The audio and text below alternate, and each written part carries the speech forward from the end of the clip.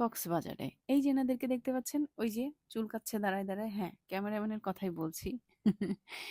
এনাদের থেকে সাবধান থাকবেন। এনারা এসে বলবে, ভাই আপু সুন্দর করে ছবি তুলে দেবো, তারপরে দুই একটা ছবি হয়তো ভালো হবে, বাদ বাকি 30টা 50টা 300টা ছবি ঘ্যাচাং ঘ্যাচাং করে তুলে দেবে, তার একটা তেরা একটা বেঁকা, শোয়া উঠা বসা চিৎ কাত। কিন্তু ফর ইওর কাইন্ড ইনফরমেশন, আপনাকে সবগুলোর পেমেন্ট করতে হবে, না হলে আপনাকে এমন ভাবে ওরা ট্র্যাপে ফেলবে, ওখান থেকে বেঁচে ফিরে আসা আপনার মুশকিল হয়ে যাবে।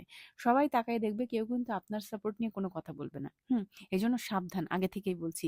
কথাগুলো বলার একটাই কারণ হচ্ছে, আমি আজ কয়েকদিন হলো গ্রামে আসছি। অনেকে আমাকে জিজ্ঞেস করছিল যে যারা যায় নাই কক্সবাজারে, কেমন কি কত টাকা লাগে। এই জন্য আমি কিছু সাবধানতা আগেই বলে দিচ্ছি। আর এই যে ঘোড়াতে চড়ছিলাম না, আমার মেয়ে কালকে রাত থেকে শুরু করছে যে সে ঘোড়ায় উঠবে, হোয়াইট কালারের ঘোড়া। তো আমি কালকে রাতে একটা হোয়াইট কালারের ঘোড়ার লোককে জিজ্ঞেস করলাম কত টাকা, সে বলল যে 200 টাকা হবে, আপনি 100 টাকা দিন।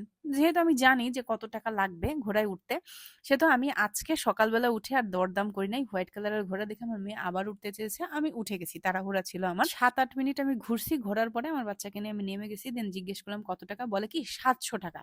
যেখানে আমি অন্যদের থেকে জানতে পারলাম যে এখানে যদি 1 ঘন্টা ঘোরাই এই কলাতলি সুগন্ধা বিচের এ মাথা থেকে ও মাথা, তাহলে নেয় 200 টাকা। উনি যেহেতু আমি দরদাম করে উঠি নাই, সেহেতু সুযোগ পেয়েছে 700 টাকা চেয়েছে। দেন এমন আচরণ আমার সাথে ওখানে, মানে বেচে ফেরা দায়।